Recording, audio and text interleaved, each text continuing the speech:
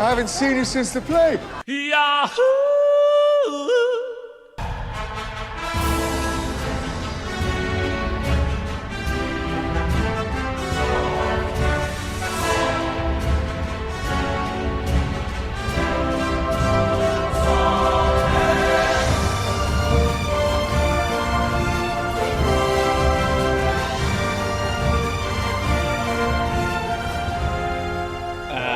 Sorry, well, look at that cast and tell me a bunch of people didn't accidentally let that autoplay on Netflix a couple times.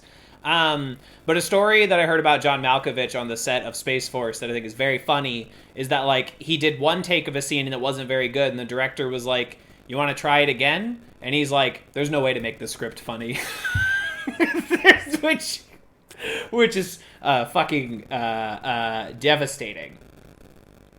Yeah, dog. Well, that's John Malkovich. He does not give a shit, especially about Space Force. He came back, though. He came back. He's in the trailer for season 2. So maybe they have a better writer. I'm going to go to IMDb right now. An insurmountable amount of money. Or he signed on for multiple seasons in advance. Ooh. Yeah, sure. I thought Space Force was canceled, though. So, like, but also, there's a chance that, like, it was too much fun hanging out with the people he's making the show with. That he doesn't give a fuck if that's also the so script real. is terrible. Like, you've watched the Kevin James movies.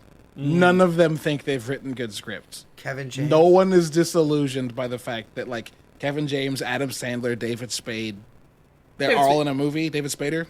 No one's disillusioned by the fact it's Spade that those scripts are good because they're not.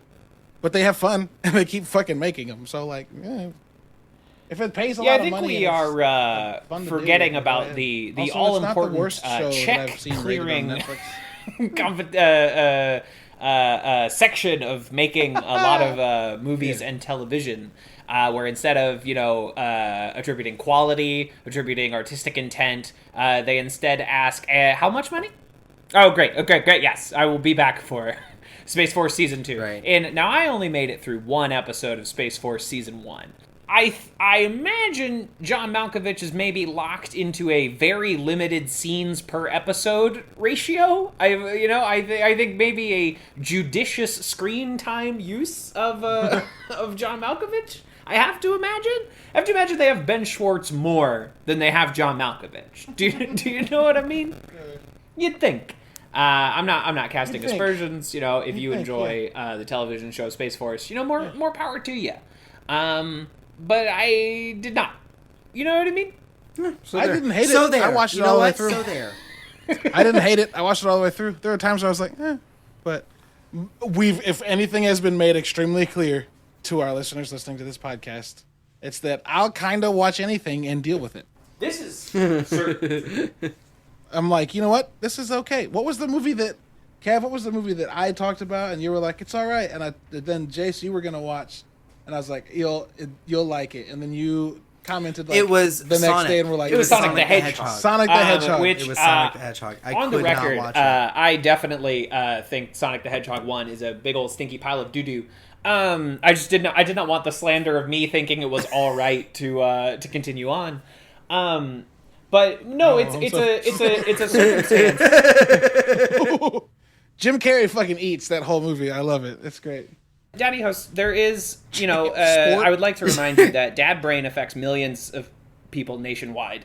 And I'm about to disconnect from this call. Listen, what I mean is this. If you, as a father, are exposed to a lot of, say, Paw Patrol, say Beat Bug, all the Ladybug, all these shows that are for Coco Melon, all these little tiny baby nonsense shows that could not possibly have merit to an adult, and then you watch Sonic and you're like, beats the shit out of Beat Bugs. Sonic kicks Coco Melon's fucking ass. So, like, the scale is different, fucking ouch. right? Basically, Kev was like, if you have kids, stop acting No, like that's you not can what be a I'm critic. saying. If you have children, your taste is so deeply skewed, you can't possibly have a relevant opinion. When everything tastes like shit, then sometimes it doesn't taste as much like shit. I mean, it's scale is relative. When the world Okay? is dirt, sometimes a shitty lollipop tastes Context like matters. Your heaven. experience is different than everybody else's experience. And listen, I'm too much on Twitter.com, and I've seen too many times where someone with like an Aaron Taylor Johnson Quicksilver avatar watches like one movie for adults, and it like melts their entire brain. You know what I mean? Like Yeah, it's like the film. It's like the kid I met at a coffee shop in St. Charles, who said he studies film, and then continued. It was a conversation my grandmother and I were having about her literal art down the street at a literal art gallery that was whatever. And he was like, "Oh, I'm an artist." Red flag, folks. Never talk to anybody who starts with "I'm an artist," because that's not how that works. And then he said, "I also study film," and we were like, "Oh, nobody asked." And then he was like, "I was recently watching oh my god, what was the movie? Annie? No, Little Princess. Little Princess."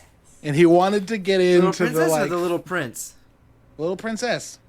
He wanted to get into the film industry merit, the cinema historical merits of the Little Princess. What? And my grandma's a very kind and mild-mannered woman. I've never seen someone try harder not to take all of the coffee in their mouth and rapidly redeposit it back into the cup. She was like, had to, like, but like, hey, if you've spent your entire life in the shallow end of the pool, the 6-foot pool feels like the fucking San Marianas Trench. You know, like it really like once if you have only done like blockbuster movies for children, then you watch one that has like a theme and you're like, what the fuck is this? What's going on?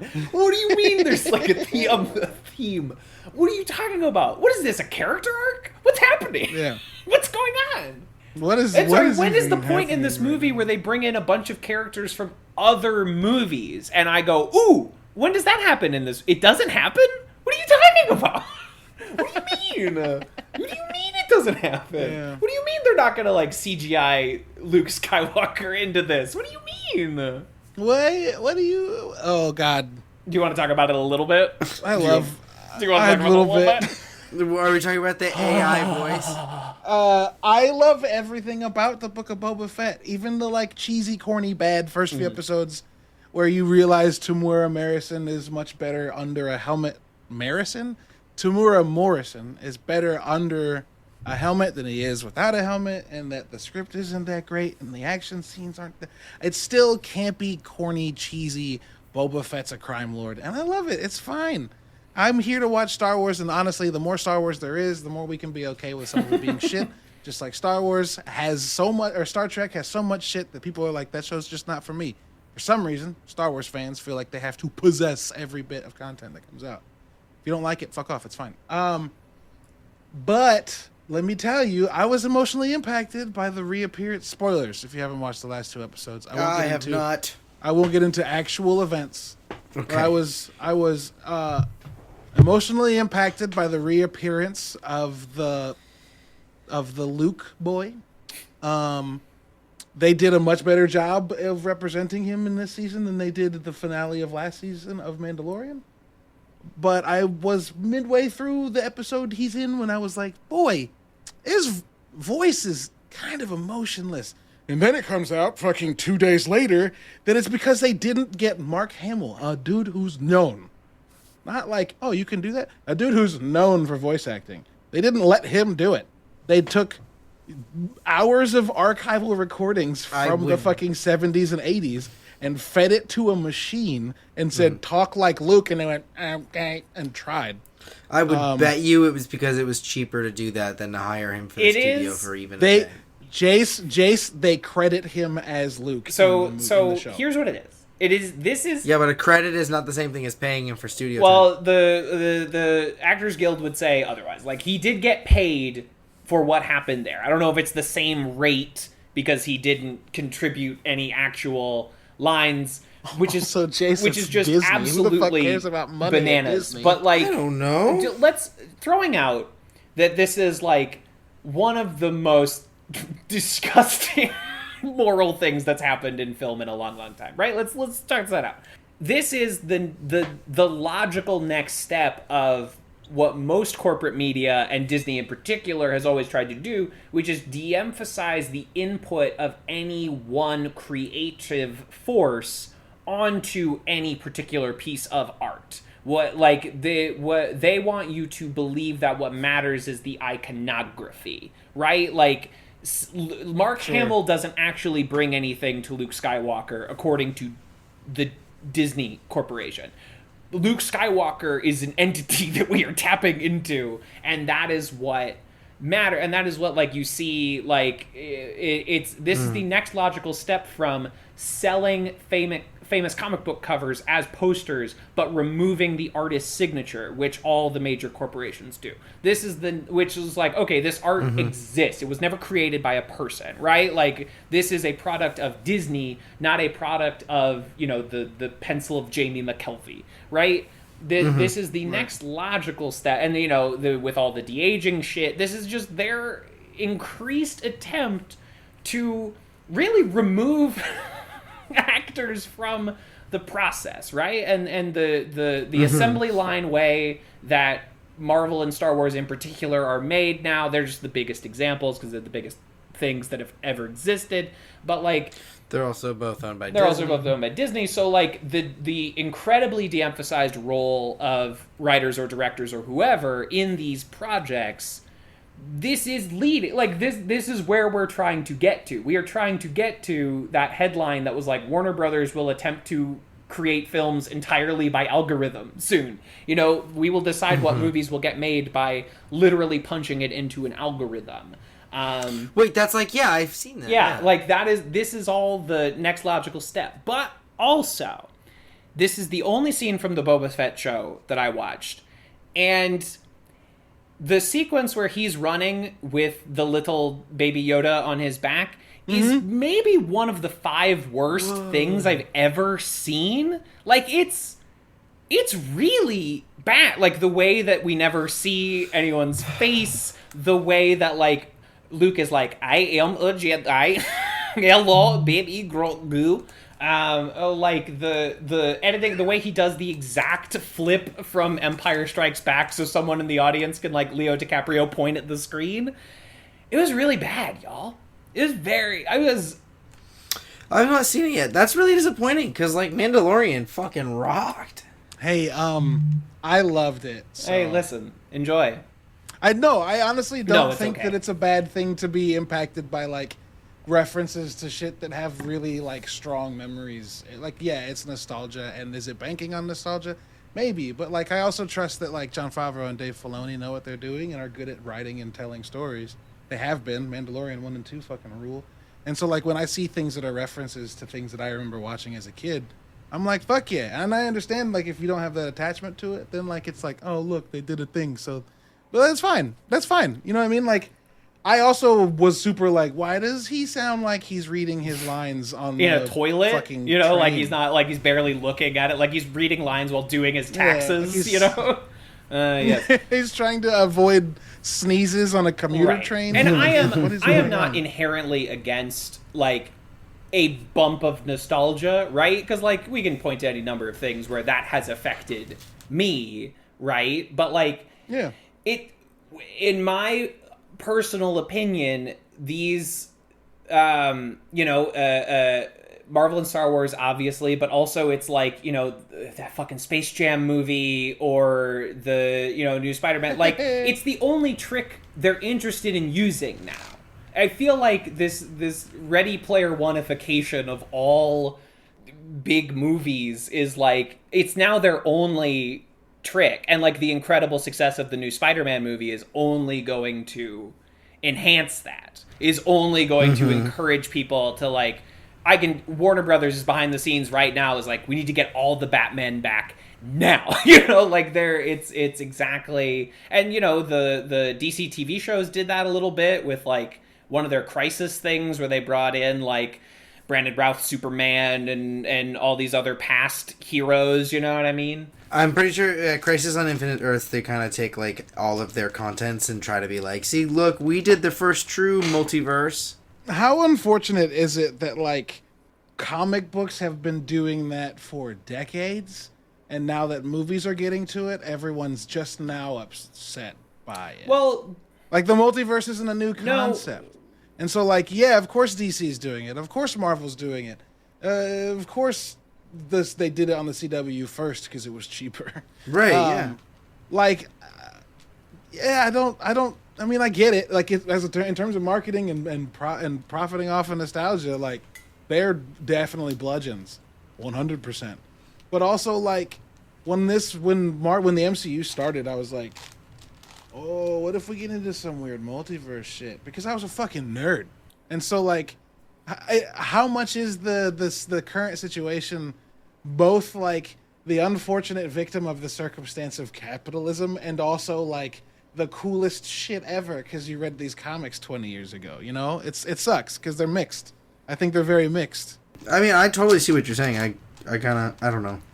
I think it's just superhero movies are really in right now, and so all the superhero themes are becoming, like, comic book movies are now in, and so comic book themes are now bigger, and now we're getting, like, there's an entire wave of how many TV shows about superheroes that are basically just, like, satires of superheroes and capitalism. Like, it's just the zeitgeist right now. So these you know, but it is at the same time, it also feels redundant because it feels disingenuous. It's like people are trying to make all these pieces that fit into like, oh, well, multiverses are really hot right now, so let's do it, as opposed to like, hey, here's a really good multiversal story, you know? Well, yes, like, see, that is the operative point. I am not like, against... like, Into the Spider-Verse 2 is coming out, and I could not be more fucking hyped for it, right? But doing another piece in, like, the Snyderverse, the DC movies, whatever, I'm like, I don't really, whatever, I don't know what to call it, but you know what I mean? Like, no, you weren't wrong. I just don't like but that it also, I think, I think there are opinions being attributed to me that aren't necessary. I'm not against like the concept of a multiverse. I'm not against like the occasional like wink and a nod, and you know there are plenty of good comic books that have used multiverses. There's plenty of the worst comic books you've ever read that have like, it's about how you use it. But like me personally, I guess, you know, I cannot speak universally, but like I just feel like it's the only trick any of these guys have right now. It's the old is like, look, and you know, I'm just like, oh great. You know, I grew up on Sam Raimi Spider-Man, but like you bringing those guys back doesn't really mean anything to me. Or you know, there are any number of examples, because the Star Wars ones really don't mean anything to me. But like, that's fine, you know, whatever. But it's like, oh, okay, this show about... so I wish I don't care about Boba Fett, but like, this whole show about Boba Fett is just going to have like a whole episode that's like, look at all these characters from a different Star Wars cartoon show. It's just it's impressive to me to the degree to which these Star Wars shows are making sure I never watch them. Do you know what I mean? It's like, I'm honestly thankful for the work they are doing, saying like, Kevin, this isn't for you. And I'm like, thank you, Dave. And I shake Dave Filoni's hand, and we part ways. Dave Filoni? That's the Star Wars guy. Mm-hmm. He's Kevin Feige for Star Wars television. Oh. Basically. Oh, gross. Would be how I would... Caleb, is that somewhat accurate? Yeah, I mean, he did the Clone Wars show, which incorporated and then like used a lot of the books and other things written about Star Wars into one place, and then he's the reason why Mando happened. There's a really fun episode of Chef Show, which is Jon Favreau going around and like making food with people in the pastiche of the movie. Where they go to the Skywalker ranch, and Filoni's there. Filoni like is like, I'm working on a project that actually we need to talk about. And Favreau's like, oh yeah, and like this is 2 years before Mando, so if you watch it now and you're like, oh, that was them being like, hey, remember that thing I said we should do? We should do that. Synergy. It's really funny. Speaking of synergy, but yeah, Dave Filoni like not grew up. He was brought up in the Skywalker in the Lucasfilm system, essentially by George Lucas. Right. Like he and George Lucas are very close friends, and like he learned a lot under George. So he's kind of taking the torch and carrying it on. Sorry, go on, Kev. No, it's just this is of course Advanced Media Studies, a podcast where we aim to talk about every piece of pop culture ever created, one week at a time. Welcome to the onset of our new miniseries, our Mythic PodQuest, where we explore Apple TV Plus's Mythic Quest, 1 or 2 episodes at a time. I am one of your hosts, TV's Kevin Lanigan, but I am also a nubile and young wood nympho with a fascinating backstory. Shoot. Hey everybody, I'm Jace. I use they them pronouns, and I'm a shovel. I'm a shovel. I'm a shovel. I'm a sexy. I'm a shovel. Damn it. Damn you. Did I steal yours? I'm sorry. No, you did. It's fine. I'm Caleb, the third host, daddy host, the hostess with the mostest kids. And I once won a Nebula Award in the 70s. Yeah, nice. You did. Nice. You did, actually. But we found you making rotisserie chickens at a Ren fair. And that is still award winning. My backup was, if you would like to call me baby, just go ahead now. I just realized I should have done to find out who I am, you must first understand where I came from. Let me tell, and then she's like, no fucking backstory. Amazing. Anyway, I love this show. I fucking love this show. But before we dive into Mythic Quest for real, everyone get sports fans. It's time to check in with sports. All right, sports fans. It's time to check in with Media Madness 20. Basketball, gimme the ball because I'm gonna dunk it. Yeah, no, that was good. I'm glad you pulled that up. The first week of Media Madness has come to a close. With 3 You've discovered how much our fans don't give a fuck about what I matches like. decided, 1 match in progress. Let's run through the first week of events, shall we? Let's do it. All right, the first matchup, the Office versus the Hitchhiker's Guide to the Galaxy. 126 votes tabulated. The Office, 25.4%, absolutely stomped by the Hitchhiker's Guide to the Galaxy. Just my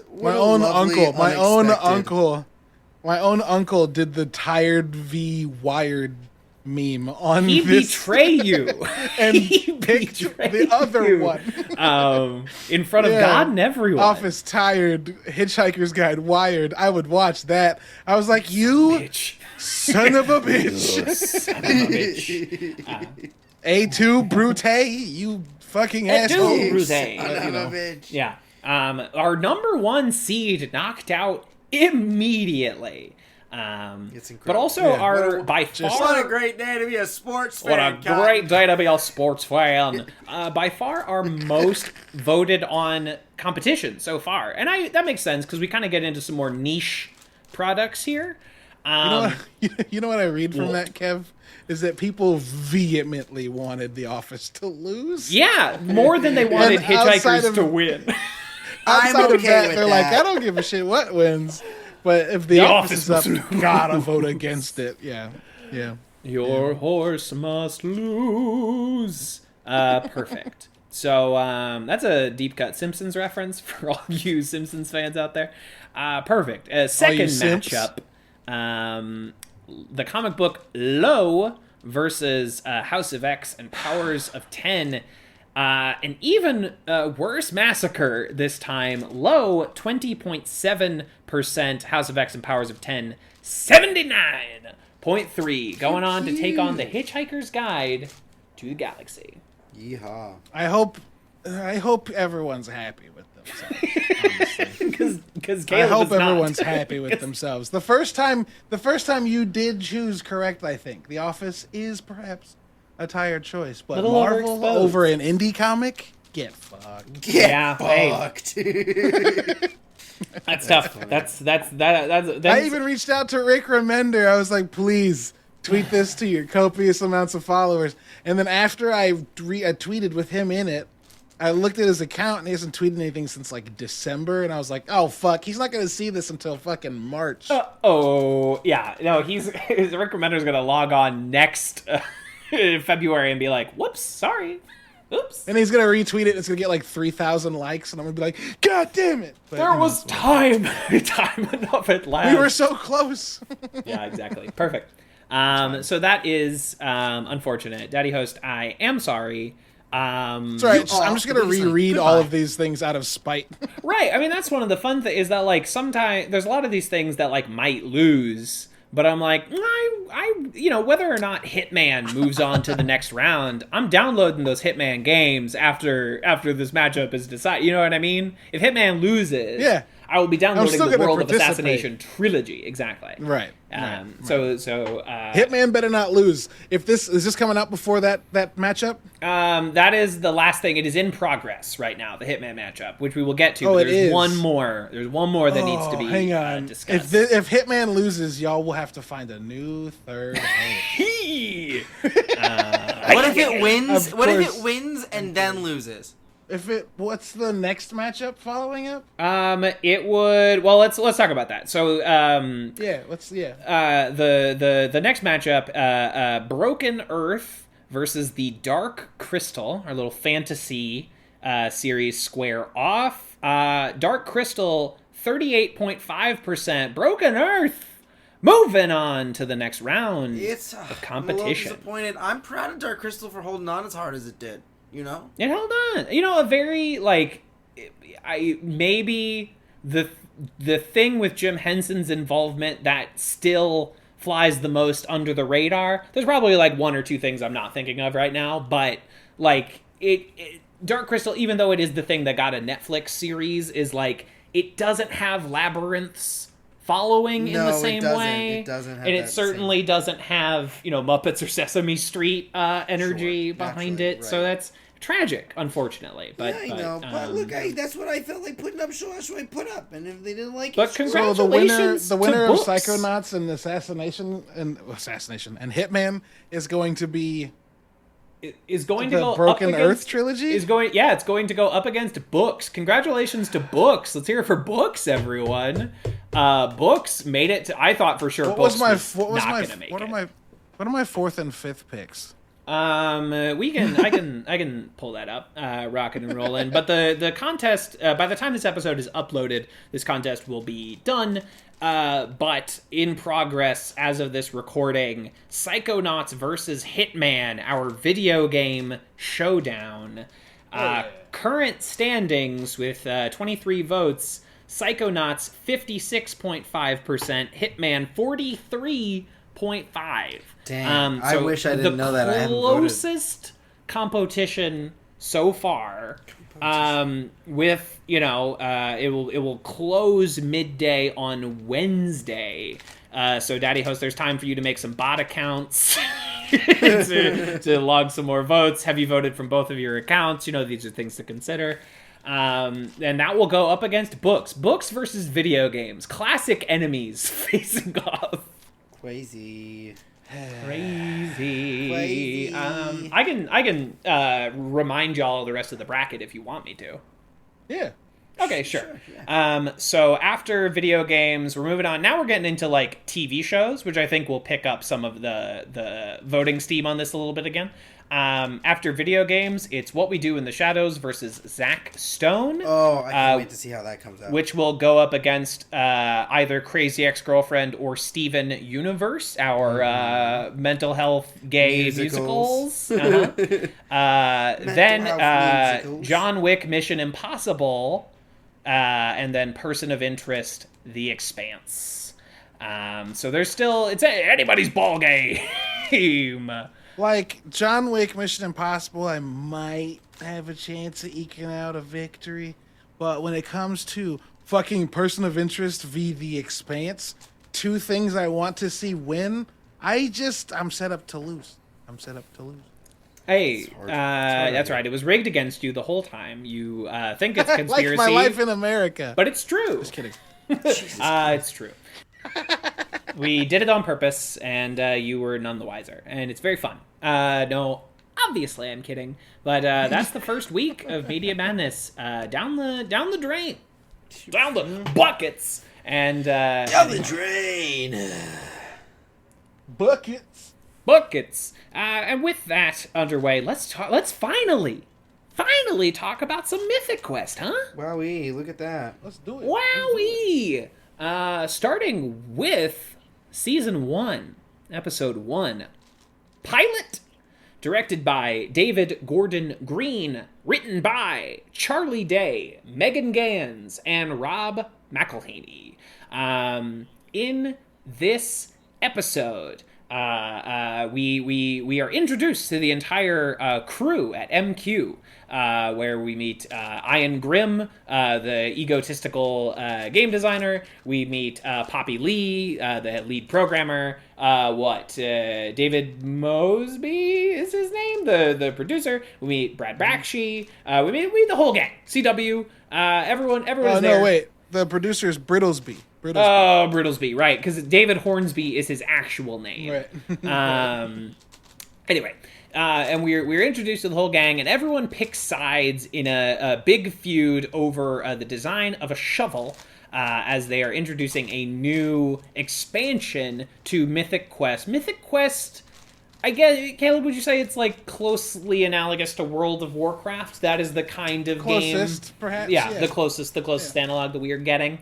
And it's certainly an MMO. Yeah, big MMO, and we are expanding with, and everyone is vying to get the opinions of a little streamer 14-year-old piece of called shit, Pooty Shoe, who I hate, but it is what it is. He is supposed to be annoying. I love that Brad's multiple times like, yeah, he's a real piece of shit. Just like we know. How much they call this kid a piece of shit. I love him. They just keep. They're like, oh, this kid fucking sucks, but like we need his approval. We need his opinion. This kid has a lot of sway. I always have this thing. Anytime movies or TV try to approximate YouTube or TikTok or streamer culture, it just always comes off as fake to me. I think it's so impossible to accurately replicate that without it seeming like you are either looking down on it too much or just like failing to replicate like youth slang, you know what I mean? Sure. So Pooty Shoe is fine. It's very minimal, but I'm like, this kid has really nice webcams. This looks like professional television equipment. Also, the show knows, I think, that. I think I'm the only one of us who's seen it all the way through. No, I've seen everything. I've seen it all. Okay, you have. Oh, you have not? It eventually will make amends with the fact that not all streamers are pieces of shit, but it does make the case that, like, the big influencers are all fucking skin deep fucking douchebags and, like, with catchphrases and too much graphics and stuff. Hey, listen, I do think MQ gets it right that like most major streamers are just like really annoying. I guess that's where I'm the oldest man imaginable. Where I'm like, you guys watch this? This hurts me. Yeah. Taking the only time I'm ever on damage. Twitch watching a stream is when I'm like, watching someone with 27 viewers. Yeah, exactly. And they're just like hanging out and talking. That rules. That's just hanging out with somebody. I'll chill in a Nerdy Bits TV stream. I'll chill in my buddy Kelly Harold, or I'm sorry, the Keller Bee. I'll chill in my low, my mid-tier streamers. But when they get up to like that level, and it's just it's too much noise, there's too much happening. They have like sound effects that automatically cue. I'm elderly, I'm decrepit at this point. I can't. I'm elderly. I'm fucking elderly, and that's a-okay. It's really it is fine that there are things that are not for me, but I think they accurately portray that. This is a pretty solid pilot. Something I appreciate about this pilot that I wish more pilots would do is that it barely feels like a pilot. Like there's Joe is new to the company, but it's not as if we are watching the show from Joe's perspective, because I think most pilots would have like, oh, we're following Poppy Lee as she is new to the company and like is learning all. And I'm so glad that this pilot really just feels like an episode. I wish more shows would just do that. Yeah, there's very minimal like, here's who you should know and why they're important.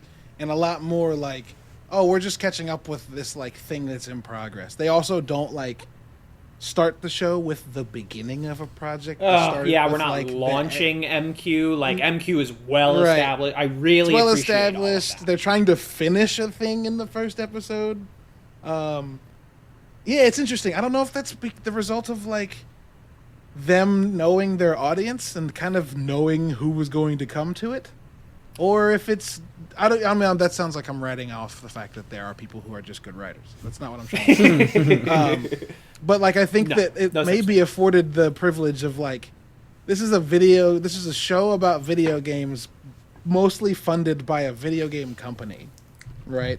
And that like the people I know that watched it all play video games. So when they start the show and they're talking about video games and acting like you know what they're talking about, I love it.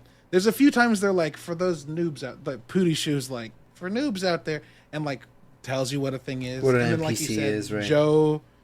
Joe getting the tour that's just like the fast and sleazy version of how games work. It's great. I love it. It's very efficient. I think obviously you have Megan Gans, who's now at this point, like, after she leaves Community, she tries to get a couple of her own shows started and they don't go, which is unfortunate. But then she starts working on Sunny. She's always been a big It's Always Sunny fan.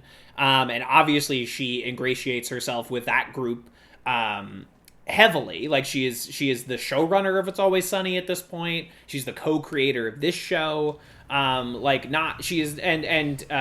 Sunny folks are big Community fans. And you can find interviews where they say that. There are also like, once you get to Sunny, like season 7 or 8, you can see that they have started watching Community in a way that is almost like undefinable, but like, no, they're doing more like meta shit. They're doing more like genre shit. Like they're like, there is at a certain point where you can almost like dip the stick in the pool and be like, oh, these guys have started watching Community. It's very all right. Who peed? Who peed? Who shit the bed? Famous It's Always Sunny episode. So Megan comes in, and she's obviously a great writer. And it's been a while since I've watched the It's Always Sunny pilot. They also don't really do like an introductory pilot to that show, really, because the first episode is called like The Gang Gets Racist. The gang goes racist. Yeah, exactly. And so like we walk into Sunny, and like the 4, because Danny DeVito isn't coming in until season 2, so like the 4 people, they're already childhood friends, they already all work at the same bar, and we kind of just sink into the dynamic. It's a choice that I like. I very much appreciate that choice for the shows that they're doing, which don't need that over expository thing. And I think if there's a thing where like, well, Apple TV Plus I think allows a lot of creative freedom that a lot of other places don't. Sure. And but also like inverse to that, the pilot of It's Always Sunny was produced independently for $200 American dollars. So no one told them that they had to do like a big introductory expository pilot. It's like, I don't know, it's a bunch of people work at the bar. It's the lowest concept show imaginable. Yeah. Yeah. Yeah. So it's good. It's a lot of fun. I'm glad to have Danny Pudi back in our podcasting lives. Playing a very I'm different really character. glad Abed got that gig on a show about games. About games. He got it. Yep. Congratulations to Abed. This character is played by Abed. This character is not played by Danny Pudi. This is Abed acting as... Danny Pudi is an Abed character, is what we're trying to Yes, say. that's correct. Yes. Abed is the real person. Danny Pudi is a construct. It's a real Jeffrey character Wheaties type situation. There are 3 people in the audience who just went, oh. It's a real Denzel Washington, Russell Crowe VR movie. What? Kind of situation. What is happening? Virtuosity, baby. There it is. Virtuosity, baby. Jeffrey character Wheaties is, of course, the actor who plays Jason Mantzoukas in the Comedy Bang Bang universe. Jason Mantzoukas is a character in the Comedy Bang Bang universe, and he is played by an actor named Jeffrey character Wheaties. So that's 3 people loved what I did. They loved that reference.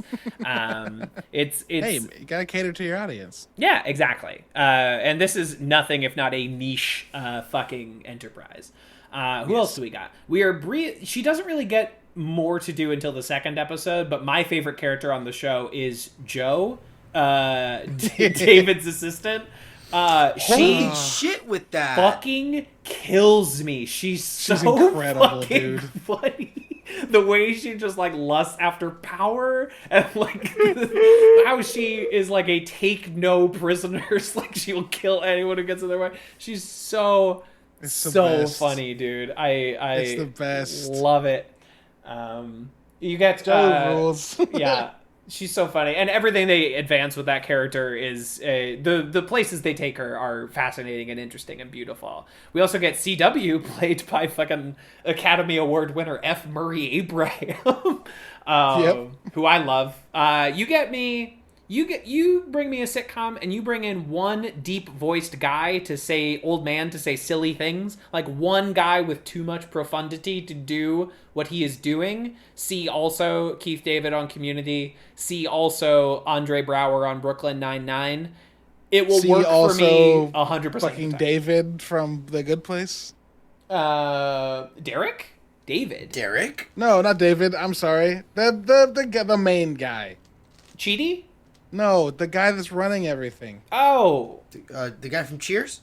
Ted Danson. I don't Ted remember. Danson. It's been a minute since I've seen the show. Michael. His name is Michael. Wow. David's not far, okay? Yeah, they're both biblical names. You were right. You were in the ballpark. You were there. And you get me a guy. And you get me an overqualified dramatic actor on a sitcom. It will. I will love it regardless. That is the easiest fucking lay in the world for me.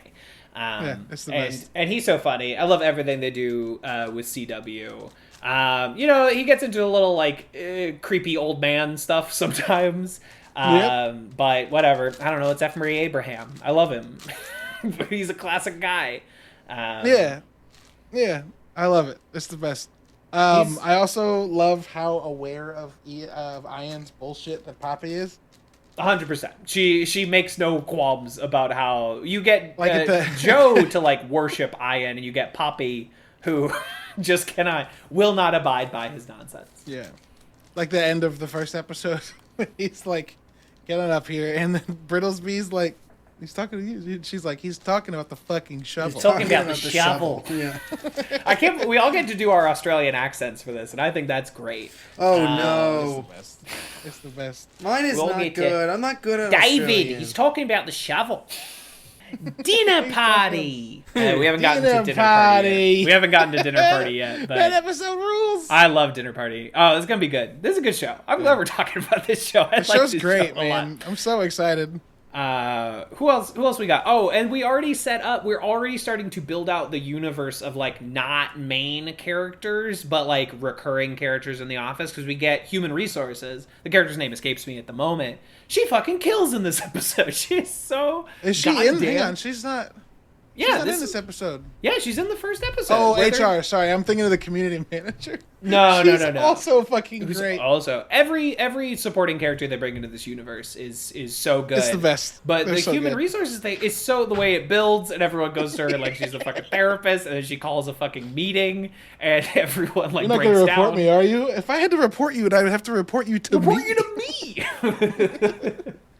Oh, shit.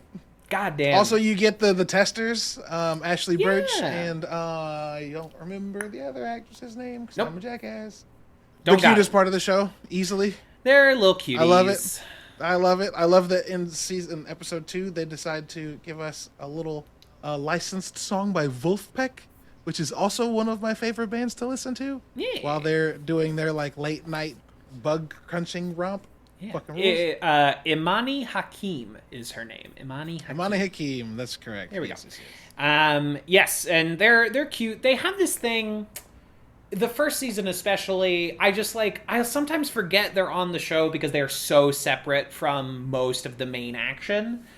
Sure. Which is something they rectify in a substantial way in season 2, where I think they realize, like, we need to get them involved in the A plots more. We need to integrate these two. People like them a lot and they rule. We should put them in this one. We should bring them in because, like, they're kind of in their own world, and it's that, and, you know, it's very cute, but it's also like, how much can we just do this every episode? This just, like, Right. will they, won't they, romance between the testers. Jace, Caleb, and I have been talking an awful lot. What are you are new to this. Tell us I about am your new to first this. entree into Mythic Quest. Did somebody say entree? I'm hungry. Entree. No, Yes. Andre, like the giant from The Princess Bride. Oh. I don't know. I'm enjoying it. I definitely am enjoying it. I think I need to see more. It's not really making me laugh a whole lot. I'm intrigued by it. I think it's a really cool concept for a show. I've never seen anything like it. I think it's really cool. I love Danny Putty. So I'm excited to see more of him. And I think episode 2, when we started to get into a little bit more of the Sapphic region, I was like, fuck yes, here we go. Hello. Yeah. I was like, this is fun. Yeah, I mean, but we'll see how long it lasts because queer yearning only goes so far in my book. So we'll see. I'm excited. I've only seen 2 episodes. You know, I'm sure y'all have seen it all already, but I'm fresh with this one, like you said. Yeah, I'm intrigued. I'm hoping it makes me laugh more. I have a feeling that this assistant's going to ramp up even more. Some of it I don't really like, but some of it is really fucking funny. So I don't know. We'll see. You don't like it when she tells the child No. to kill himself? No, I don't like that at all. I hate Oh, it. really? That didn't. Funny. Oh, I thought it was It's the funny. funniest shit in the world. Like, to me. on so the one good. hand, I was like, I understand. I see this sense of humor, and I understand a little bit of this. You know, when she's like, okay, I'm just gonna go kill myself, and he's like, don't do that. Stop talking about suicide. I love that You need Ian's to the get one away. that's He's like, I'm gonna do what I I'm love gonna that do. Ian's the one that's like, fucking chill. And he's the egocentrist in the Right. group. He's like, what the fuck is wrong And then with the other you? guy's like, That no, it's- no, I think she's an asset. Yeah, no, no, what is it? He goes, all right, well, I'm going to do what I'm going to do, and he's going to do what he's going to do. And he goes, no, you're going to do what I tell you to do. I tell you. So there's definitely parts rules. about it that like are really good and really funny. I'm just excited to see how it's expanded more.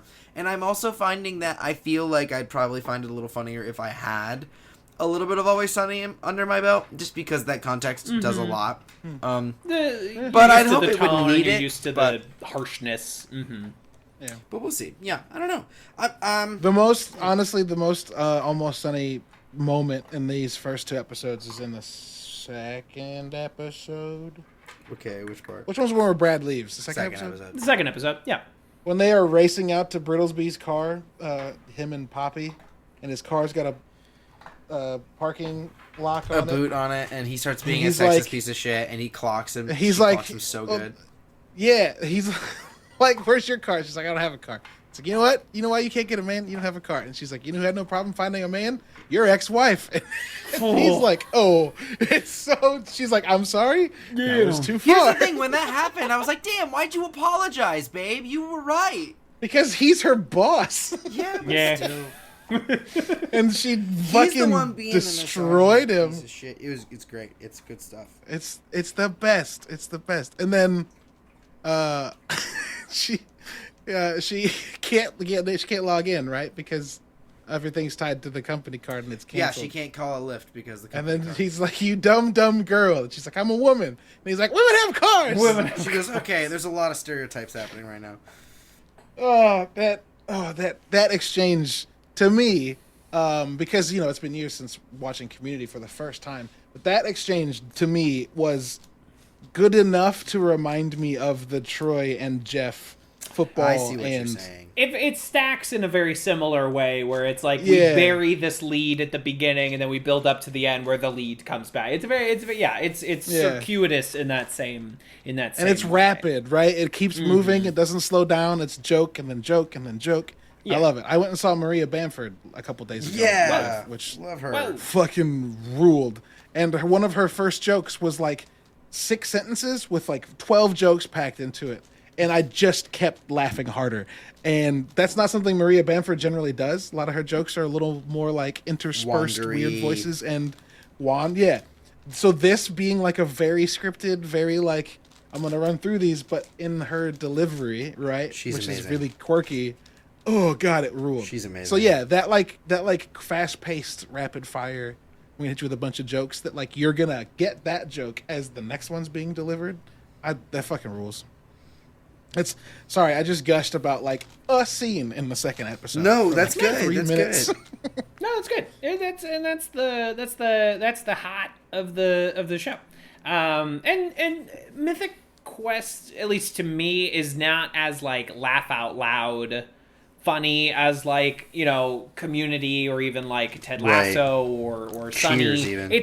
But it is a very like it's an extremely watchable Yeah, show. that's very much how I feel about it. I was like, oh, okay, it's a Yeah. comedy. I'm not laughing a whole lot, but I'm enjoying myself. It'll get me like Brad with the wood nympho, just like the phrase wood nympho got me like that. Like there will be It's what it things that is. make This me reminds Nymph me of daddy. when I was first asked about Rick and Morty when I was watching it. Because when I first watched season 1 of Rick and Morty, or like the first episode or two, I didn't laugh like at all while watching it. And then I was talking about it later that day about the scene where he's like, just shoot the Morty. And the guy goes, oh, my leg. He's like, tell my wife and children I love them. He's like, I thought these were robots. What the fuck, Rick? I thought these were robots. He goes, they're bureaucrats, Morty. I don't respect them. And I didn't have time to get into the fact that I didn't agree with their political leanings. right, whatever. Fucking great. And like literally, when I was like, what? And I was recalling that later that day, and I couldn't breathe. I was laughing so hard. And it's one of those things where it's like when you sit on it, it's just a really clever, funny moment that it doesn't necessarily make me laugh at the moment, and that's not because it's bad or anything. It's just like that kind of processing of that material. Yeah, I don't know. Well, I felt the same way about not equating the two, but I felt the same way about Blazing Saddles the first time I watched it. Like I think because so much of that humor was very specific and very intellectually created. Not saying Rick and Morty's that intellectual, or this show, but the fact that I was thinking the whole time about like what did they mean. When How you're is that using your think delivered? brain, your laugh brain can't like produce and so sounds. right. So like I watched Blazing Saddles the first time with a group of people, and they were laughing, and I was just kind of like, "This is all right." That's how and I then felt I about afterwards started telling people about or talking with them about scenes and laughing uncontrollably, and I was like, "Oh, this might be one of my favorite comedies now." That's Because exactly my experience it's fucking with, hilarious, but I had to think about Monty it. Python and the Holy Grail. First time I watched it, I went, what the fuck is this? I don't think this is fun. I think this is so stupid. And then, as I got older and leaned into You were like, how "Oh, this is so this stupid." is like clever stupid and brilliant and so... oh my god, yeah. Crazy Yeah, it's wild. I love when a piece does that though. So Y'all are talking about two of the 5 funniest movies ever made. Like I don't know. They kill me. They slay me. But I have had for whatever I've had reason that it took me a second to hit with Blazing Saddles. Yeah. For sure. Yeah, it's not. I haven't seen Blazing Saddles. I can't speak towards that, but oh God, I know. It's I know. So funny. I know. It's okay. weird for me to Fine. say that because I didn't like it, but it's one of the funniest fucking movies. I got out of it and I was like, I felt the same way I felt about fucking Ghostbusters. I was like, okay, and then I started talking about it and was like, oh wait, this rules. Oh, I get it now. Yeah. Wait, you didn't like Ghostbusters, correct? Ghostbusters is okay. Yeah. It's fine. It's just fine. It's fine. It's a fucking movie. It's fine. I don't understand why we keep fucking blowing up about it every couple years. It's fine. It's fine. It's okay. Yeah. My nerd card is not any more valid that I've seen it. In fact, I don't think I've gleaned anything more than I had before I watched it, but whatever. It's a silly comedy starring Bill Murray. It's pretty good. I need everyone to fucking chill. just a fucking little bit. Calm breath and the climb fuck out of their ass, please. down. Please. Speaking of chilling, season 1, episode 2, The Casino, directed by Todd Bierman and David Gordon Green, written by David Hornsby. In this episode, Brad wants to erect a casino inside MQ.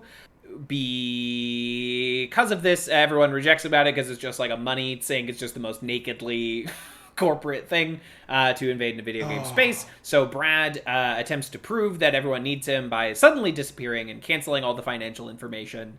At the same time, Ian and CW need to finally come up with an identity for their mystery box character, the Masked Man. He's just called the Masked Man. Yeah. It's very silly, and what they come up with is Star Wars. It's from the film Star Wars. As far as the endless referencing of Star Wars in comedies go, this one is in the middle. They don't do it too much, so I think it's fine. It's pretty good, but this goes along with the pilot feeling like any other episode. I'm like, this is such an early moment to squander time, lean into the Brad character, so as if I am fully aware of Brad's whole deal. Do you know what I mean? We are pulling out of course everyone knows this is what Brad does, and I'm like, I guess we know that this is what Brad does. I guess. And it's you see it in the first episode a little bit, right? A little bit. The Poppy being 3 steps ahead, and he's like, "Oh yeah, let's go," and then she completely fucks up, and he's like, "I thought you were 3 steps ahead." And then she says something else, and he's like, "You're just not realizing this?" And then she's like, "Oh, you're an asshole." And she's like, "You're an asshole." He was like, "Now you've caught up." Brad's a piece of shit, which is cool. I love it. But yeah, you're right. They are like, "How big a piece of shit?" And they answer that right away. Right away. Yeah. He's a very very big piece of shit, and they will go on to use this character, I think, in some interesting ways in the coming episodes. It's just very early in my opinion to pull the oh, of course we all know Brad, and I'm like, I suppose we do. It is what it is. It's not a big issue. Pootie Shoe back again. Oh, sorry. No, it's okay. Please go on. He feels a lot like Abed to me, but Dark Timeline Abed. Evil. But Abed. if Dark Timeline Abed and regular Abed were no, you know what it is? It's Dark Timeline Abed and Jeff Winger mixed. Sure. Oh wow! When she's like, "We don't fucking need you," and he's like, "Okay." Just fucking leaves.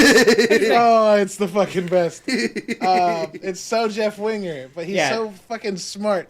Turns into the Chicken Fingers episode, right? Where everyone ends up going back and begging to Jeff. Precisely. We were wrong. Sorry, we did need you. Yeah, I love it. It's great. He tells the dev team to fuck off. Like, they won't be able to pay for you if they don't make the money that my systems make. So Poppy goes down and they're all fucking gone. And it's just fucking Aparna Nancharla. Like, it's just one fucking person who hates Poppy. I can't remember that character's name, but she will continue to recur and continue to just be very funny because she is played by Poppy? The one programmer who's left. She's in it very Nancharla. briefly in only episode 2 so far. Yeah, exactly. Okay. This is the steady way that like the universe of Mythic Quest grows, right? And there's 2 people I can think of off the top of my head that it's like, well, we're still missing these like key characters who are very much supporting, but like fill out the universe in fascinating and interesting ways. But yeah, I mean, this episode, it's fine. It's a second episode of the show, and we get to change up the dynamics a little bit. So it's like we're pairing up different characters. Now we're pairing up Ian and CW, pairing up Poppy and David. We're getting to see the machinations change. We get another cute little romp with the testers as they like stay late to eat ice cream and check for bugs in the casino. It's a nice advancement of what we've been working on so far. Nice. Yeah. Nice. Yeah. I think I have a particularly, I guess y'all would probably be able to guess this. I have a particularly fond spot for this show in my heart because, like, there's not many shows about video games. No. That's true. Even fewer shows about video games being made, right? Like, this isn't a show that's, like, taking place in a game or whatever. Like, it doesn't exist that often. And so when I found out that, like, fucking Megan Gans and the Always Sunny people were making a show about video games, I was like, I'm gonna watch the shit out of this. Didn't have a reason to get Apple TV until now. The number of things that make me laugh in this show, I would imagine, are very different than for y'all. Because, Jace, you were mentioning, like, you weren't just laughing much while watching it, and I get it. You haven't like watched it already, and I have. But there are lines that, like, just because I had written about games for a decade, like in the beginning, in the first episode, there's a moment where CW's talking about. Oh, it might be the second episode actually. He starts to talk about the story about something, and Ian or someone's like, just get past that and talk about. Nobody cares about the story. And he's like, story's the most important part. That's fucking hilarious to me. Because, like, in my experience, no one fucking cares about the story. So a writer being like, it's the most important part. It's like, no, it's not, dude. Everyone reads all the lore information in Skyrim when you pick up a deck, right? Everyone reads every book in Skyrim, right? Right? Yeah. Right? Or when they're debating the story of the Masked Man, and they're like, it's just Star Wars. I was like, you know how many games just do that shit? Just go, it was your dad. And you're like, oh, come on. Yeah. Right. Okay. No, they say, it's a, what is it? It's a monomyth. Monomyth, like that. yeah, which is true, but it's also like, you're just being fucking lazy. It's also like fucking, also, and this isn't really addressed by the show, but it is the cognitive dissonance of a show like this existing and who's funding it. Mm-hmm. Like, this show is really adamant to point out, like, maniacal, egotistical game creators, creative directors, and like completely ineffective HR departments. Yeah, and it's the being maniacal made game by Ubisoft, right. A company that we found out in 2020 was marred and absolutely rotted to the core with egotistical game directors and non-effective fucking HR departments. So every time I see this show make a joke about that, or that ends up pointing shining a light on that, because I know who created it, I feel like I'm able to be like, they did that on purpose. Right. For sure. They're like, look at this dumb shit. Because they know that Yves Guillemot, the CEO of fucking Ubisoft, is watching this, and probably laughing so that nobody knows that he's panicking on the inside. It rules. I love it so much. No, that's exactly. And hey, everyone out there, remember, human resources works for your boss. They don't work for you. Human resources there to protect the company. They're there to make sure you're not thinking too hard about unionizing.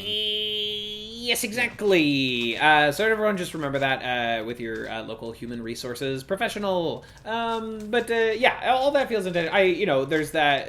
I appreciate that their portrayal of Ian, the completely egotistical game designer. He can't code. You know what I mean? Like, he is he has all the ideas in the world, but like he cannot execute them.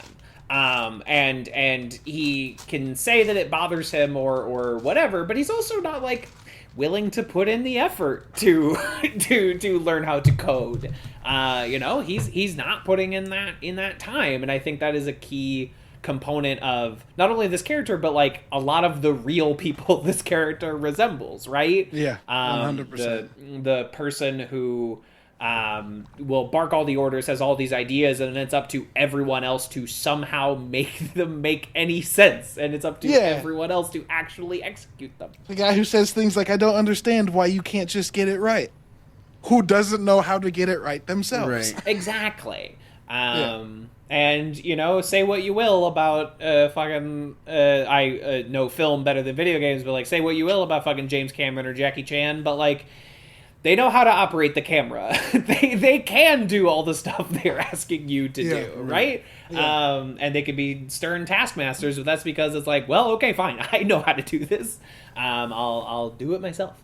And imagine the environment that you create, right? When you're not able to get something across, or when it's not able to be understood by somebody, right? And you watch your boss sit down and do it themselves. You're like, well, shit. Like, oh, shit. And, like, in movies, when that shit happens, when they're like, that shot doesn't look right. Hang on, let me grab the camera. And you're like, oh, damn. Like, there's a different motivating factor to, like, want to get it right? And it also feels more, like, communal. And collaborative. And it also, like, when you are a game designer but you don't know how to code, or if you are, a quote-unquote director but you don't know any of the techniques of filming, you are often asking for things and you do not realize how impossible they are to actually do. Right. You don't have the point of view. That's why every film director should take an acting class. It's one of my favorite things about it. Reminds me of like this music thing where you can have someone who's like,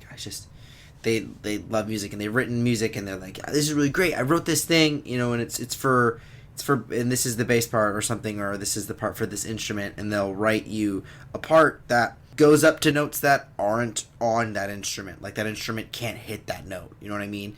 And it's like, you wouldn't know that you can't ask for that unless you had some sort of technical prowess within that field itself.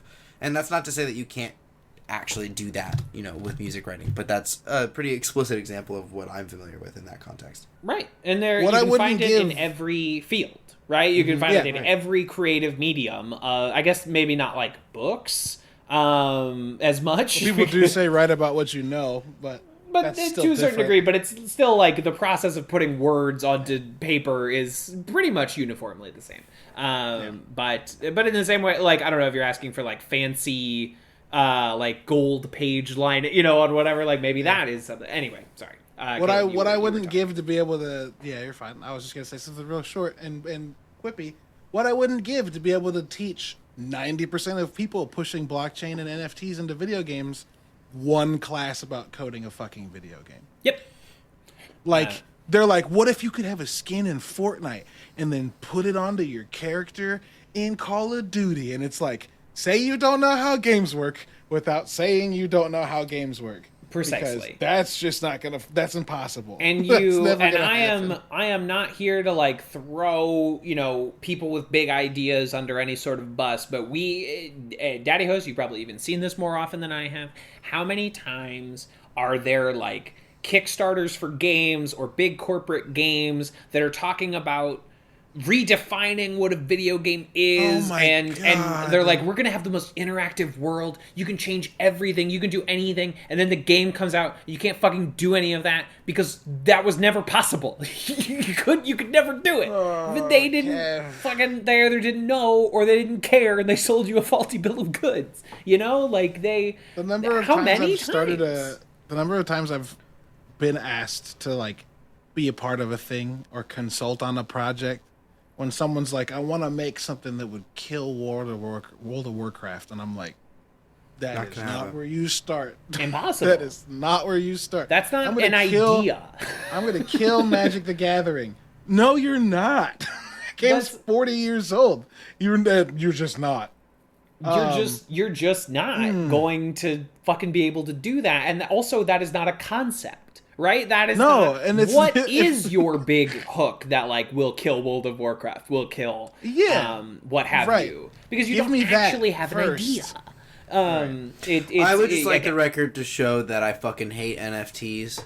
I know we've moved past this, but that's No, the we only all- thing going that's- through my head right now. I was like, God, I fucking hate NFTs. NFT, you know what it stands for, right? Not fucking true. No fucking thanks. But close. Yeah, no fucking Yeah. thanks.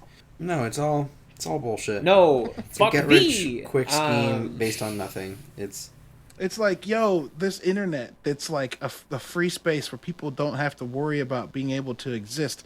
What if we commoditized it and made it, hear me out, what if we manufactured scarcity? literally you no, literally understand that when a manufactured company, you understand that when a company that, creates and offers and ships a good or a product, when they manufacture scarcity, you fucking hate it. Why is this your pitch? Why is that the goal? Why is this the what we're trying starting to do? point? because When Also- Nintendo's like amiibos, and also we're only gonna make enough that like they're always out, and people were like, "This fucking sucks." Nintendo was like, "You're right, sorry. They're just here. There's a ton," and everyone was like, "Thanks. Now we can have them and like talk about them and have collections." Thanks. Now I have Amiibo. And Yeah. it like, I don't know. Who am I going to trust when it's it just comes to it's NFTs? like it Am feels I- like the big thing, like the idea of owning an idea is so crazy, right? And with patent laws, and then that gets into the music legal rights with like there's the idea of the song, and then there's the actual song, and then there's the recording of the song, and they all mean different things and all this shit. To go in and be like, hey, here's this picture that I can just like copy paste, right? But this one person owns it. Yeah, It's like I can it's still take that image and stupid. put it on shit. But like what? And you start seeing people try to like copyright people's voices, or like again the music NFTs. Oh, there were people that were That's- going through Spotify to try and find, small indie artists, and then they would go to their Bandcamp, and then they would fucking turn other people's music into NFTs. Oh yeah, and and you're just seeing totally it with raid like them. art, like Mike Mignola, the guy who draws Hellboy. Hellboy, he was like, "Hey, you're seeing Hellboy NFTs with my art. I didn't make those. I didn't approve those, but they are being stolen." And it's like, well, God, who am I going to trust when it comes to NFTs? One of the greatest comic artists of all time, or Jordan Belfort, the Wolf of Wall Street, who's telling me to get into NFTs. Right. When has he ever scammed anyone before? This guy's smart. He knows what he's talking about. You can see it on its face. It's looking at you like, I'm smiling with big teeth, and on each tooth are certain letters that spell out pyramid scheme. But don't pay attention to that. Just pay attention to how excited That's I all am. bullshit. And all these fucking celebrities who are like now hawking NFTs, that's because the NFT company paid them. They paid them. Yeah, they're getting do paid this. to do this. This No. is It's what was paid the one? sponsorship. Paris Hilton went on Jimmy Jimmy Fallon, and they both had their matching, and also both of those people are represented by CAA, the same management company, and also they want you to buy in so the value goes up so they can sell and move on. I feel like I'm taking crazy pills. There's a moment. It's one of my favorite scenes of anything ever. There's a moment of The Office where Ryan, the intern, has convinced Michael to buy into his thing, And they're like, it's a pyramid scheme. And Michael's like, no, it's not. I trust him. He would tell me if it was. And they're like, and Jim's like, all right, then draw it out. And so he's like, Ryan's here. And then I'm here. And then draws. And he goes up and a tree, and then Jim walks up and draws a triangle around it, and Michael goes, son of a bitch, and charges out of the room. And I feel like doing that every day that I have to have a conversation about them. Yeah. And when you're like, oh, it's just crowdfunding then. If it's not a pyramid scheme, then it's crowdfunding. We have that. And they're like, no, but it's different. And I'm like, how? They're like, you own it. And I was like, have you ever backed a Kickstarter? Because you do, in fact, end up owning something. Yeah. It's also, I mean, and then to tie in the aspects of blockchain, like, mining for, like, this stuff is such an insane energy suck. It's so deeply bad in a time where our consciousness of the planet is like something that we need to be paying even more attention to, and just and I mean there are applications that aren't. I'm not saying blockchain does not have its uses. It very bad. Clearly does. No, I mean like there are mining methods that aren't as environmentally taxing, but like but I don't care. The whole idea of like people being like, let me build a fucking mining kit or whatever. I don't even.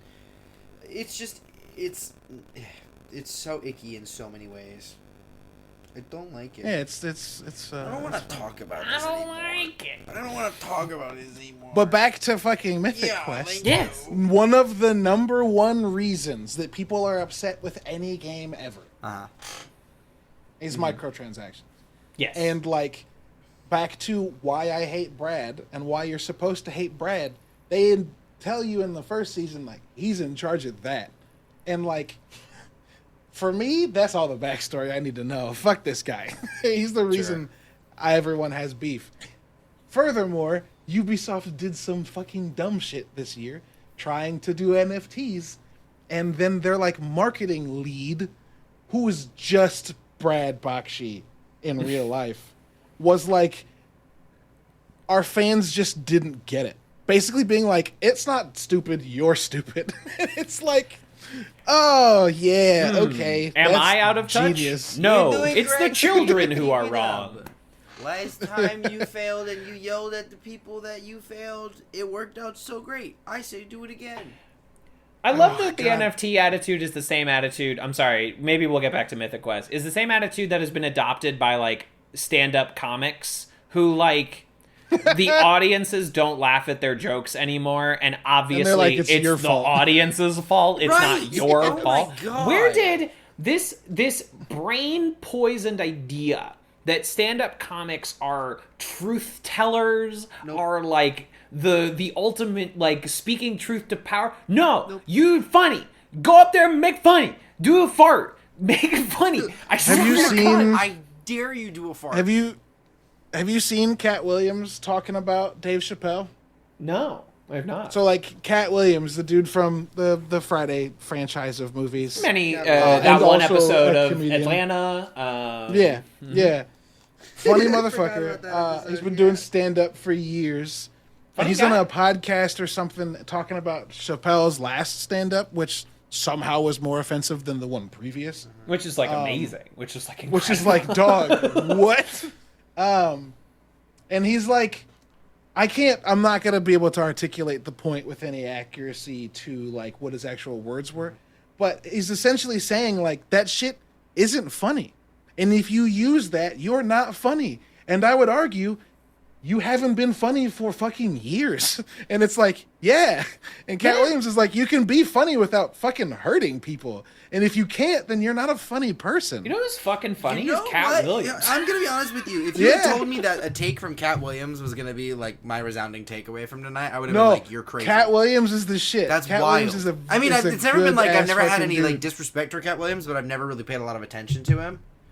Yeah, no, I totally hear the A lot of like. his I did comedy not didn't expect feel that like from was him. for me, but that's an awesome take. That's like a great take. Yeah, it rules. It rules. I was like, yeah, that's right. That's right. This guy's funny. Yeah, or like not to fucking open up a fucking mountain of worms, but like everyone was freaking out about Joe Rogan for like the entire weekend. And like, was he supposed to be a comedian this whole time? When was he a comedian? No, Joe Rogan always sucked. When he did 3 hours of podcast without a single joke? Like, when was he supposed to be a comedian? No. Fuck Joe Rogan. No, obviously. People like, but he's a funny man, and the funny man is not responsible for the words that they say. But that's like, the thing. If you're not funny man, you tell the truth, you're still funny man. Because funny men tell truth. Thank you. Good night. Thank you. It's frustrating and hilarious at the same time. Comedy comes from truth, but not everything that is truth is comedy. But a lot of things that are funny, definitely not true. This is also true. Someone played a clip from like March of 2020 of Joe Rogan being like, vaccines are amazing. Yeah. The cognitive dissonance is just like, oh no.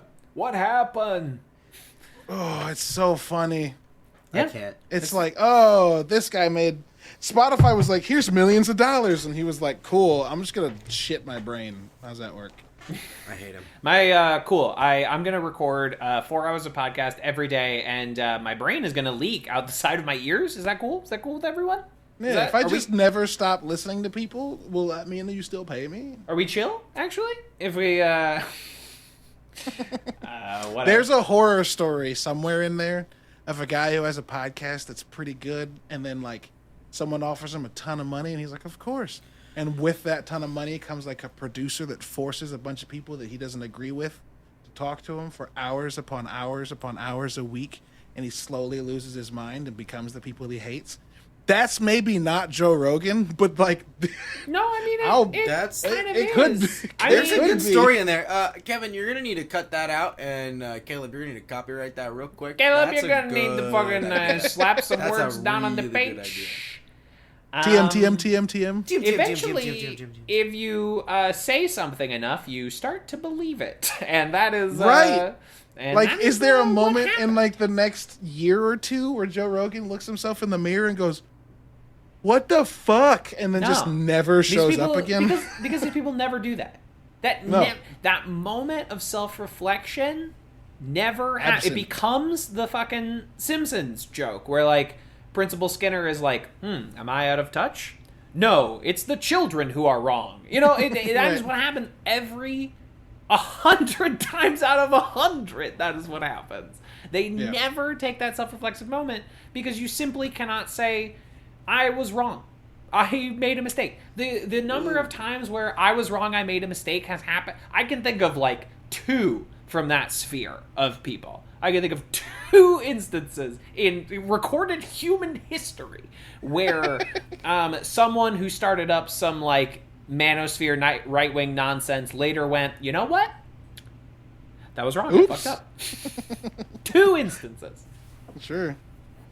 It's not. It doesn't make you money to be like, oops. It makes you money to double down on that. Well, ain't that the truth? And then again, if you start saying certain things because they make you money, eventually you begin to believe them, whether or not you did originally, right? Are they actually making a Joker sequel? Yeah, I hope not. They really are. I mean, they said they wanted to. Which Scorsese movies are they going to rip off this time? I'm hoping for After Hours. Maybe Alice doesn't live here anymore. I just want them to rip off Face Off, and I want that would be Dafoe fun to also play a person acting like the Joker. That'd be fun. Because Willem Dafoe suggested that. He was like, "How cool would it be to have 2 Jokers, but one's acting like?" What if I was the Joker? Norman's on sabbatical. Yeah. Wow. One of the best villains. I'm sorry. No, don't. Are you Joaquin kidding? Are you Joaquin is Joker? kidding me? No. Willem Dafoe. Willem Dafoe is the Green Goblin. Yeah, He's the number 1. No one Without has come Willem close. Here's my take. Without Willem Dafoe, we don't have Endgame. Thank you. Good night. 100%. There's the Willem Dafoe Green Goblin to Marvel Cinematic Universe pipeline is a straight line. You'd think it's a Venn diagram, but in fact, it is just a circle. Those scenes where he's fucking like talking into the mirror and shit, or It talking was to the goddamn like it was mask a on the Venn chair. diagram, but then they did then once It's a cycle. well now it's a cycle, especially after they did the No Way Home thing. Yeah, the Spider-Man. The Spider-Man. He's so good. He's so good in No Way Home. He is quite good in No Way Home. He's Also, good in I walked everything. out of He's that Willem theater Dafoe. and they were like, man, Alfred Molina looked old, but Willem Dafoe didn't look like he aged a bit. He looked and I fucking wanted great. to just turn around and scream into their face. They use de-aging technology on both of them. That's true. That's But, 100% true. I just let them live in their fantastical world that Willem Dafoe Never since aged. 1999 Right. hasn't aged. Well, I think was like, he all right, dog. He's always looked interesting. Do you know He's what also I mean? always looked the age he currently He's always looks. looked that. You know what I mean? Yeah. Also, he's like Michael Caine. Like, there's video of Michael Caine when he was younger, but I don't believe it. That's all deep fake. He's always been old. Deepfake. Get Carter Italian Job. I've never heard of it. What are you talking about? He No, appeared in that's Batman not him. Begins. That was his first role. Yeah. Master Boy. Absolutely. But yeah, it's fucking incredible. Also, underrated Willem Dafoe, Nightmare Alley, currently streaming on Hulu and HBO Max, folks. Nightmare Alley. Wait, the Guillermo Check del it out. Toro film? It's streaming already? Yeah, I gotta because watch Disney it. fucking dumped it off a cliff. Is it good? So, You like it? Yeah. Oh, it's good. Oh, I'm excited. Oh, it's good. Also, Del Toro has a Pinocchio coming out. I Yes, saw. a I'm stop very motion excited. Pinocchio. God, it'll be great. Yeah, that we're- man's brain, so weird, What, and I love what an it. interesting guy. What an interesting man. I want to Professor Chang him and take a bite out of his cabeza and just. Oh my god. He Yeah, said, I'm "Fucking excited to unbelievable." watch. I'm excited to watch more of this show. More Mythic rules. Quest. Yeah, I think it only really gets better. There are certain specific episodes I'm very excited for us and you, Jace, to get to. Fuck yeah. Okay, there's Because a trans I person, first isn't watched there? this show in no. Sorry. I'm just gonna burst that bubble. Don't be waiting What? for that. What was the what? What did he? What did? trans What did person. you say no to? Oh, yeah. Not Sorry, to my recollection. But there's think so. good episodes outside of that. Perhaps one day. You never know. I watched this show last summer, I think. I watched it in... Basically, I watched the entire thing in October when I moved into my new place, like, alone, like, out of a 4-year relationship, you know, like, moving into a new spot with strangers. And this show was a big comfort to me in the first few weeks Oh, of yeah, that. for It was sure. just a warm bowl of jelly. What? Like my stomach.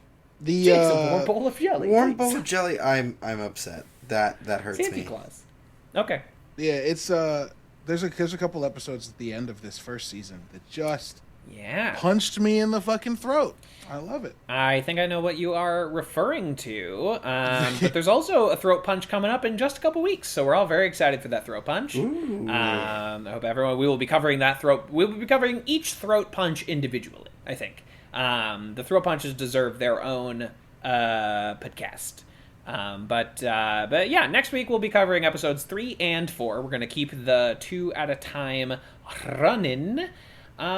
Great. I don't think we're not doing any ranks for this one. Nah. No, I don't think we should. There are other shows and things we could do. Like, if we ever did Crazy Ex-Girlfriend, I'm like, we should rank the musical numbers. You know what I mean? Like, that makes sense. Yeah, but, sure. like, whatever. Mythic Quest, I don't know. Every episode is a B+. Congratulations. Good show. Yeah, you did it. Yeah, good job. awesome. You made a good television show. I like watching it. Perfect. Any plugs from the Peanut Gallery this week? I actually have the episodes of my grandmother and me playing games going up. Well, that sounds fun. So Me two of grandma. those, me grandma, 2 of those went up this week, and then 2 more coming up. Sorry, 2 went up last week. 2 more coming up this week. So tomorrow is the 8th, and then Friday will be the episodes 11 and 12, I think, of our second season, which will essentially wrap it up until we do a Halo Infinite episode to fully put the wrapper on the Bungie Halo season. These last 4 episodes are about Destiny. And then And that is the podcast Procedural Generations. That is Procedural That is correct. Generations. That is You, correct. Left that part out. I'm sorry. Yes. That's okay. And then I'm doing an interview with a man named Fauzi Mesmer on Thursday morning. He's the vice president of editorial at Ubisoft. Damn. So that'll be fucking cool. He's the third member of the Habibis podcast, which is Rami Ismail and Osama Dorius and Fauzi Mesmer. I've had the other two on, so now I've got my own, if you play them back to back to back, my own Habibis podcast. Whoa. Yeah. Now I just have to get all three of them in one place. And that'll be probably coming out Friday.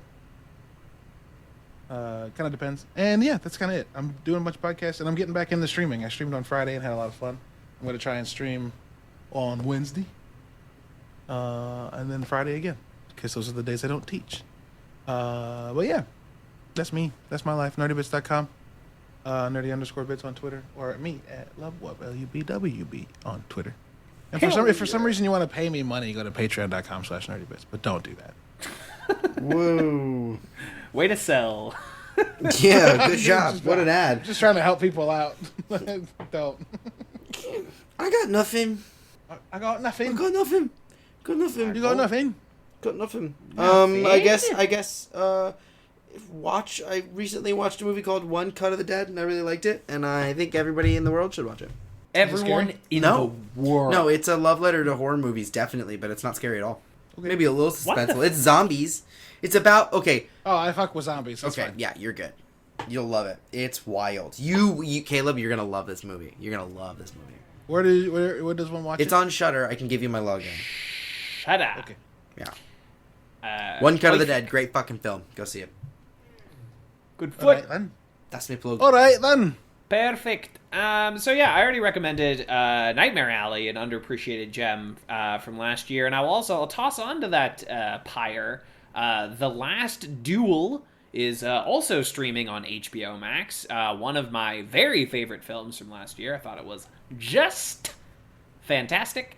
And it was kind of overlooked because of haircuts and Ridley Scott being an old man making silly quotes. A douche. Yeah. Being a whatever, he's 84. You know, like I don't know, old man yells at cloud. I don't know what to tell everyone.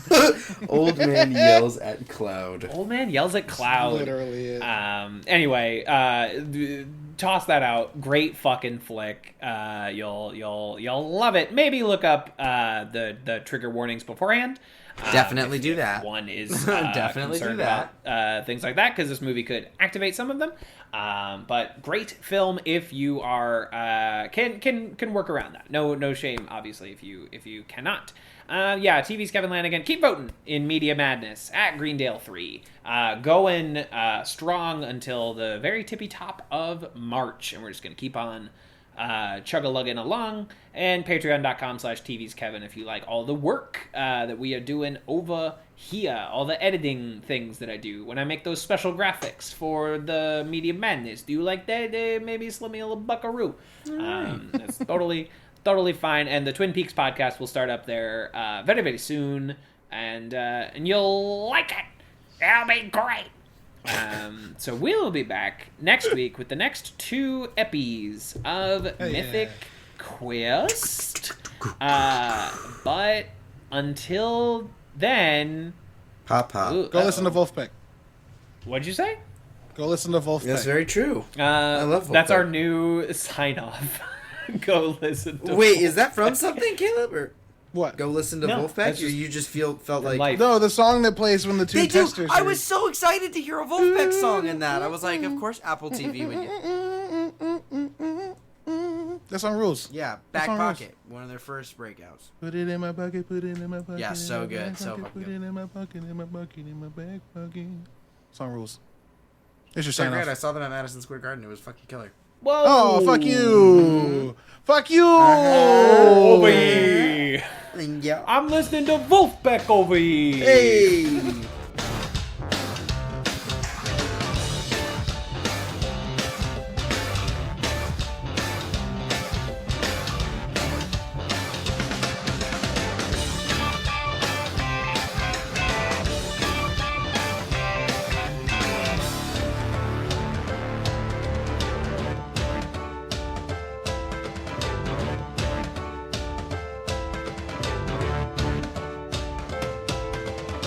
This has been a Talkback Podcast. That was quite a show. Very entertaining. Please tell your friends about this show. Boopy doopy doop boop sex. Larry, I'm on DuckTales.